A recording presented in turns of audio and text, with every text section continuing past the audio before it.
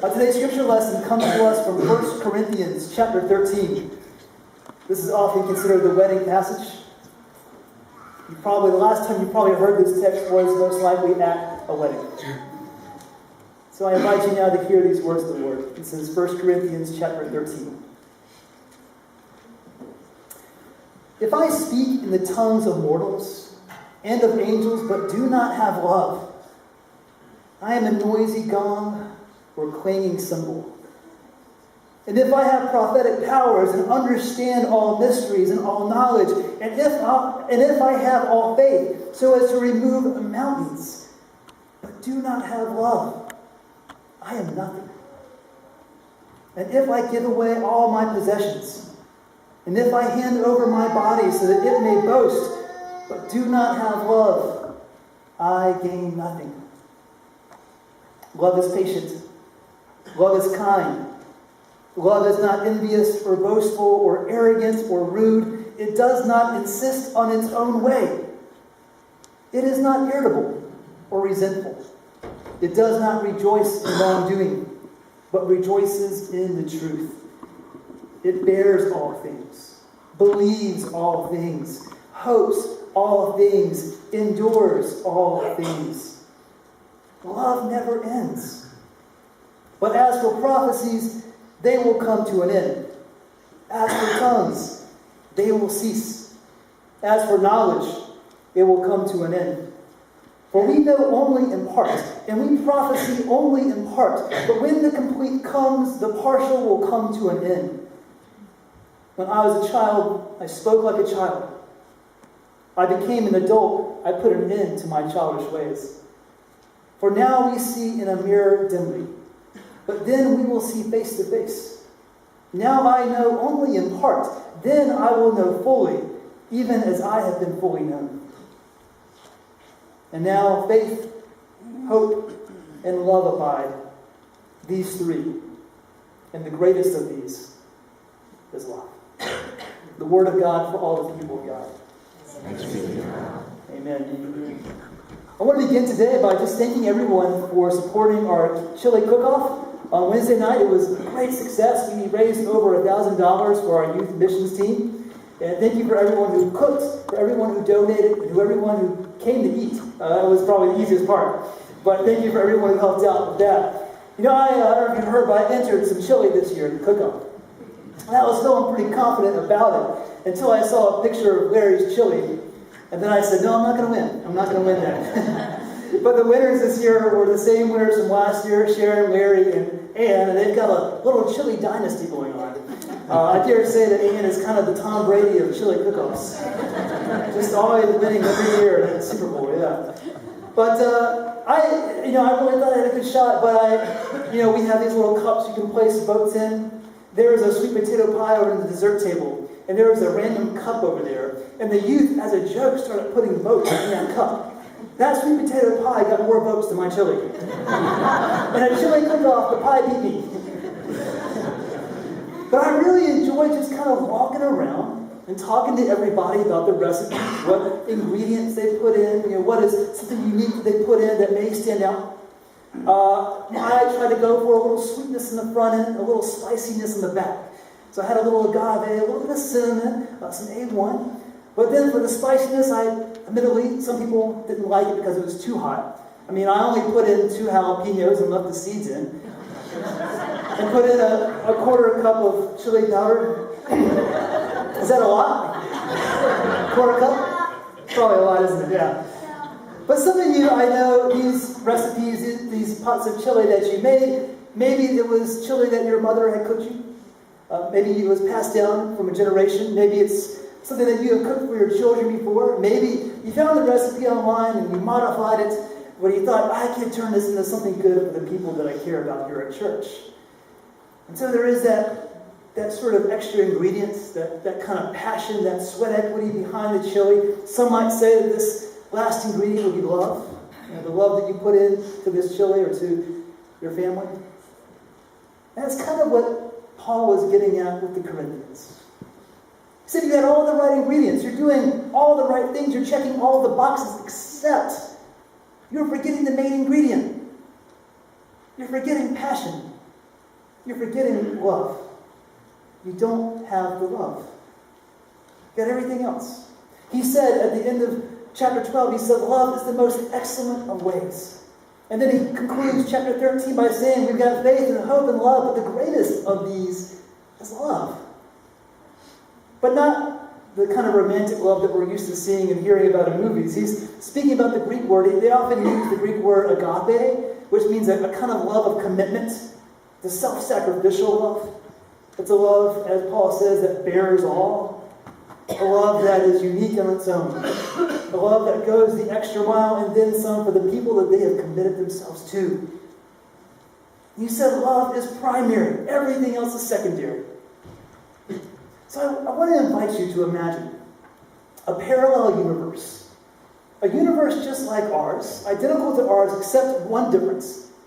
Every person, every organization, every institution, every corporation says the greatest of everything is love. Love is the number one value. Love is the number one mission. Making money is secondary to loving people. Every government says love is the number one value. If we lived in that world, I would imagine there would be no racism, no oppressive regimes. There would be no division, no conflict. I would imagine that when a hurricane sweeps through, the people whose homes were destroyed are not haggling with the insurance company because they're going to find a way to make money but also give money like they're very compassionate people. I would imagine the people who get sick with chronic illnesses don't go bankrupt. I imagine they can find a way to give doctors and nurses the money they deserve while at the same time providing health care they can afford. Because love, not making money, is the primary goal. That universe exists. It's called heaven. And Christ, who gave us a little glimpse of that heaven, came here and he said, let love be the banner that rules over your life. Let that be our mission to the world. Spread that to everyone else. Make it your job to convince others that love should be your number one value. And so, there has been a lot of spilled ink of people musing about love. People writing their own sort of thoughts and feelings about love. William Shakespeare most notably said, love asks no questions, and it gives me endless supports. Albert Hubbard said, the only way to attain love is to give it away. Sam Keen said, we come to love not by finding the perfect person, but by learning to see imperfect people perfectly. That's pretty good. My favorite, though, comes from German lyricist Hathaway, who said, what is love? Baby, don't hurt me. Don't hurt me. No mo. What is it? I won't do it, but... Thank you. Oh, no. Don't share that. But beyond all of the love cliches in our world is saturated with them. And I can't tell you how many couples make these cliches the backbone of their marriage, the backbone of their relationships. But beyond love is blind. Beyond love means never having to say you're sorry. I don't know what that means. Try being married for 30 years and never saying you're sorry. And see how that works out for you. It reminds me of the words of Father Shakur, who was the Archbishop to Galilee, who once said that the one who is wrong is the one who always believes they're right. That's love. It's always, or that's not love, it's always believing that you're right. But here in 1 Corinthians 13, Paul gives us some of the greatest words ever written about love. Some of the greatest words, the truest words ever written about love. And he's not speaking to a young couple that's engaged and ready to be married. He's speaking to a bunch of church folk who can't get along. He's speaking to the Corinthians, who are famously a divided congregation. Generations have gone forth and have said how divided this congregation is. And he speaks to them and he says, look, you've got some bad habits going on. You're prioritizing the wrong things. You think they're important, but they're not. They're nothing without love. And it brings them back to Christ and his challenging of the religious leaders of that day, the religious and political leaders of that day, who were very pious people. They were diligent and zealous and committed. They memorized every single word of the Torah. The first 5 books of our Bible, even Leviticus, they memorized. They had set times of prayer every day. They tithed their income, and beyond that, continued to give money to the poor. They evangelized. If you met someone like that in this church, you would say, wow, that is a holy person. But Christ came and he said, you're not holy after all, because you have failed at love.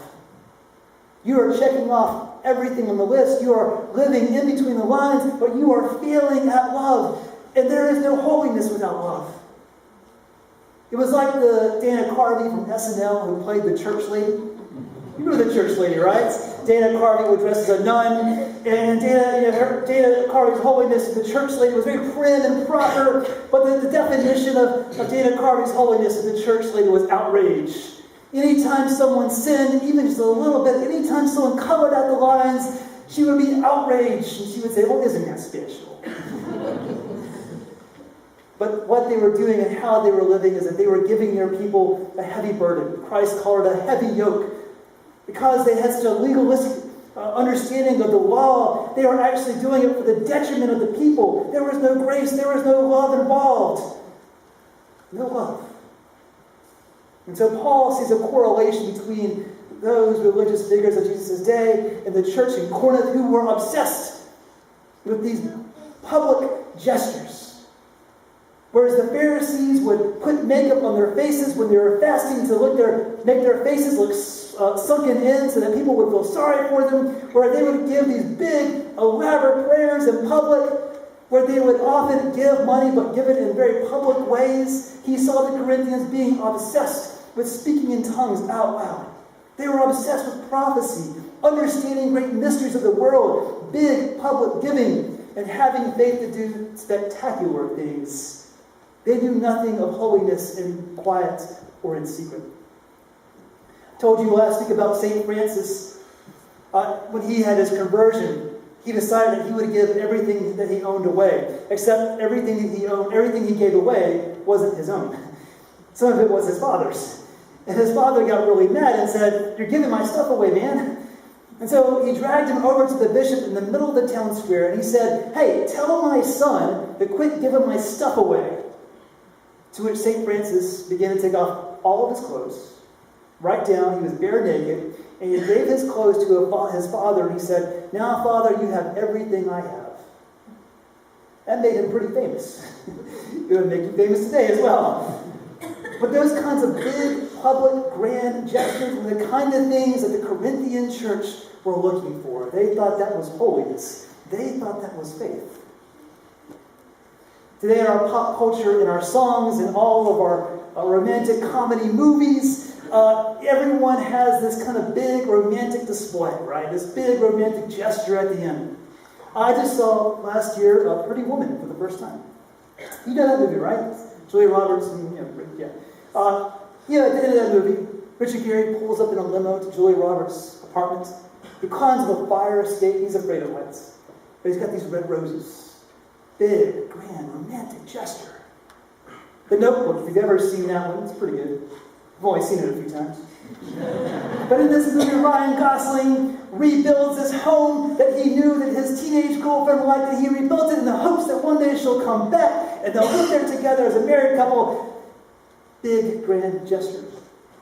Another movie from the 1980s, some of you may remember Say Anything. John Cusack with the boombox in his girlfriend's yard, holding it up, playing Peter Gabriel, In Your Eyes. Big, grand gesture, also a little bit creepy. But these are the kind of things that play well with a lot of people, but these things are not love.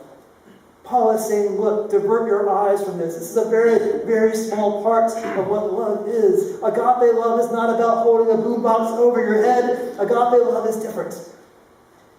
And one phrase that I think captures this better than any is the phrase he said, love bears all.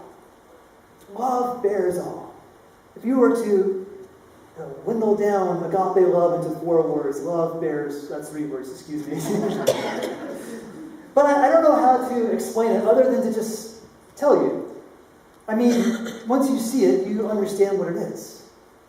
I once officiated a wedding for a couple, a great young man and young woman, and they were getting married, and they were so in love, and they had already sacrificed so much for each other. But there was one catch. The female already had 4 kids. And he was marrying her, and he had never even babysitted kids before. Because he loved her so much, he was already assuming that role of fatherhood. He was already being a role model to them. He was excited and eager to help these kids grow up. Because, as Paul said, love bears all. I once did a memorial service for someone, and the spouse said that the greatest honor of her life was taking care of her spouse when he no longer knew her name. Love bears all. I spoke to someone else one time who told me they were confessing to me that their spouse was infertile. And they said, it's not him that's infertile, it's us. It's us. We are, because this is our burden. It's not theirs, it's ours. Love bears all. And then I did another wedding recently. Great young couple. But I noticed that the mother of the bride, or the mother of the groom rather, had an older brother who was severely mentally handicapped. I mean, he could really do nothing for himself. And he was in a home, but to get him there, she had to basically take care of him as though it was her own child. And she had done this throughout her whole life. I mean, as they were growing up, she was one of the primary caretakers for him. And she does it with great joy. She does it with great tenderness because Paul said, love bears all. Now, this is not exactly Richard Gere and the fire escape with red roses, is it? But that's the point. Agape love, the love that Christ calls us to have, is love that happens in secret. It's love that happens in private. It's love that happens not with grand gestures, but with faithfulness and committedness to an individual. That is love. Let us pray. God, we thank you for showing us the way, for showing us what love can and should be. And so as we come to your table now, we remember the way in which you showed love to us by giving us your Son and allowing him to sacrifice everything on the cross. In your name we pray. Amen.